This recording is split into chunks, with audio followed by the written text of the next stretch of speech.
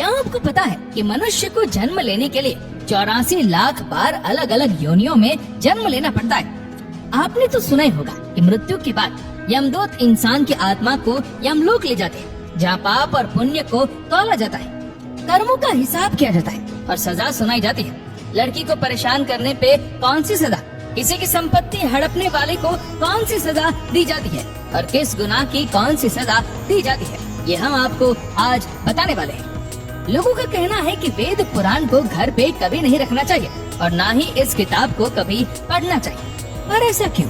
क्योंकि इस किताब को सिर्फ और सिर्फ तब पढ़ा जाता है जब किसी की मृत्यु हो जाती है। मृत्यु एक ऐसा सच जिसे बहुत कम लोग समझ पाए।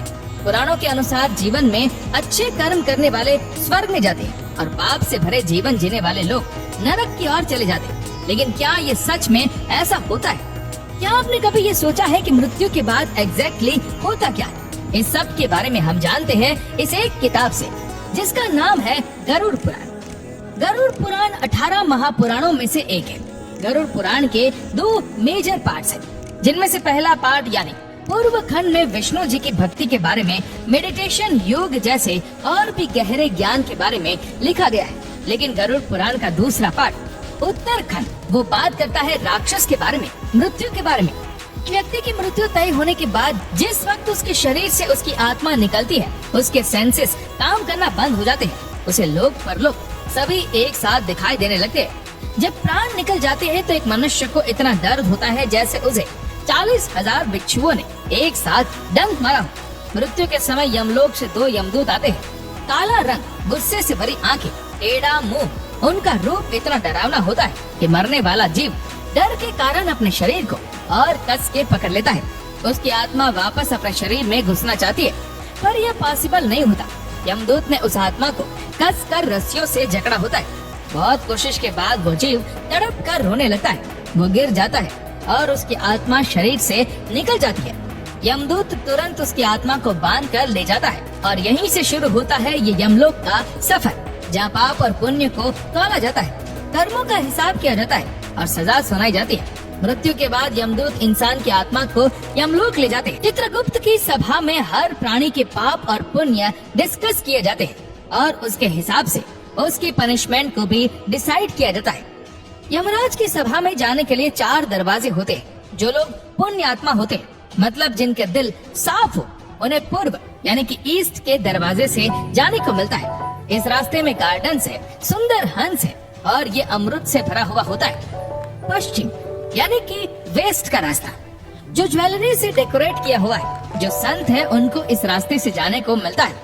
जिन्होंने अपने जीवन में दान किया हो या जिनकी मृत्यु किसी तीर्थ के पास हुई हो, उन्हें उत्तर यानी कि नॉर्थ के रास्ते से यमलोक जाने को मिलता है। इन तीनों दरवाजे को पार करने वाली आत्माओं को किसी भी तरह का भय नहीं होता है। उन्हें हर तरह की सुख सुविधाएं दी जाती है।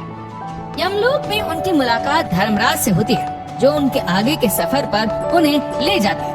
और जिन लोगों ने पाप किए हो, दूसरों को दुख पहुंचाया हो, उन लोगों को दक्षिण के द्वार से उसे यमलोक पहुंचाया जाता है और इस द्वार के दूसरी तरफ उनके बुरे कर्मों का फल उनका इंतजार करता है, क्योंकि वहाँ उनकी मुलाकात होती है धर्मराज के भयंकर अवतार यमराज से, जो उन्हें उनके पापों की सजा देता है। गरुड़ पुराण में अलग अलग पापों और दुष्कर्मों के लिए 28 अलग अलग भयानक और दर्दनाक पनिशमेंट बताई गई है। हर बुरे कर्म के लिए एक सजा है। इनमें से 4 ऐसी भयानक सजाएं हैं जिनके बारे में सुनकर आपका दिल दहक जाएगा। भयानक चाबुक मार। जो लोग दूसरों की संपत्ति चुराते हैं, यम के सेवक उन्हें रस्सी से बांधकर तमीस राम नाम के नरक में भेज देते। उस नरक में उनको चाबुक से लगातार मारा जाता है। उनके बदन को इतना छील दिया जाता है कि उसमें से खून बहने लगे और वह इंसान बेहोश हो जाए। जब उसे होश आता है तो ये सारा प्रोसेस रिपीट किया जाता है, तब तक जब तक उसके सारे पापों की सजा खत्म नहीं हो जाती। रोरावम नर्क में भेजा जाता है। चलते हुए कोयले से भी भरी धरती पर उन्हें फेंक दिया जाता है, जहाँ वो अपनी जान बचाने के लिए यहाँ वहाँ भटकते हैं। उनके पैर छील कर फट जाते हैं, जिसके बाद सैकड़ों जीव जैसे सांप, मच्छर, बिच्छू, कौवे उनके बदन को नोच नोच कर खा लेते हैं। उनका शरीर दोबारा जुड़ता है और पूरी सजा फिर से दोहराई जाती है। नर्क लोक की तीसरी सजा कुंभी पाकम यानी तेल में पकाया जाना। दूसरे लोगों को अपने फायदे या मजे के लिए नुकसान पहुंचाते हैं उन्हें कुंभी पाकम नर्क में भेजा जाता है, जहाँ एक बड़े से बर्तन में उबलते हुए तेल में उन्हें जलाया जाता है। चौथी भयानक सजा, तप्ता मूर्ति यानी जलाया जाना। जो लोग नाजायज रिश्ते बनाते हैं, अननेचुरल सेक्सुअल एक्टिविटीज करते हैं, उन्हें इस नर्क में जलाया जाता है। तपते हुए अंगारों से दहकती हुई जमीन पर उन्हें बांधकर फेंक दिया जाता है, जहाँ उनका बदन धीरे धीरे आग में पिघल जाता है। माना जाता है कि जिस इंसान ने अपनी जिंदगी में अच्छे कर्म किए हो, पुण्य दान सेवा की हो, उसके लिए यह सफर बहुत ही ज्यादा आसान और आरामदायक होता है। उसे एक रथ में बिठा कर ले जाया जाता है। लेकिन जिसने अपनी जिंदगी में अच्छे कर्म नहीं किए होते हैं, उनके लिए इस सफर का हर क्षण दर्द और पीड़ा से भरा होता है, क्योंकि यमदूत उस जीव की आत्मा को रस्सी से बांधते हैं और घसीटते हुए ले जाते हैं। उसे कहीं पर भी आराम करने का मौका नहीं मिलता। इस पूरे रास्ते में 16 स्टेशन क्रॉस करने होते हैं। रास्ते में कहीं बर्फीली हवाएं तो कहीं आग की बारिश होती है। कहीं उसे घने जंगल में जानवरों का सामना करना पड़ता है, तो कहीं लीच से भरे कीचड़ में गिरना पड़ता है।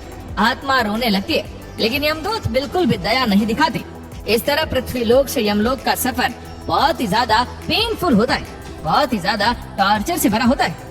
सारी सजाओं के पीछे का कारण होता है कर्मों की सफाई करना, इंसान को उसके पिछले कर्मों से मुक्त करना और उस आत्मा को शुद्ध करना। जिस इंसान ने जितने पाप किए हैं, उसे उतनी सजा मिलती है, और जिसने जितने पुण्य किए उसे उतना सुख। लेकिन दोनों का ही पर्पस होता है आत्मा के कर्मों को बैलेंस करना, क्योंकि ऐसा हो जाने के बाद आत्मा अपने सारे बॉडी अटैचमेंट से अलग हो जाती है और उसके पुनर्जन्म का प्रोसेस शुरू हो जाता है। गरुड़ पुराण में भगवान विष्णु कहते हैं, जिस तरह इंसान कपड़े बदलता है, उसी तरह आत्मा भी शरीर बदलती है। लेकिन एक मानव शरीर मिलना बहुत ही भाग्य और कष्ट की बात है। गरुड़ पुराण के चैप्टर 4 में विष्णु जी गरुड़ देव को बताते हैं, एक जीव को 84 लाख बार अलग अलग योनियों में जन्म लेना पड़ता है। उसके बाद मनुष्य योनि में जन्म मिलता है। एक जीव को उसके कर्मों के आधार पर, उसके पाप और पुण्य के आधार पर अगला जीवन मिलता है। वो कभी कोई कीड़ा बनता है, कभी कोई पशु या पक्षी, या फिर कोई पेड़ बन जाता है। ऐसे ही 84 लाख बार अलग अलग रूप में जन्म लेने के बाद जब उसके पाप और पुण्य बराबर हो जाते हैं, तब मनुष्य जीवन की प्राप्ति होती है। गरुड़ पुराण डिटेल में डेथ की बात करती है।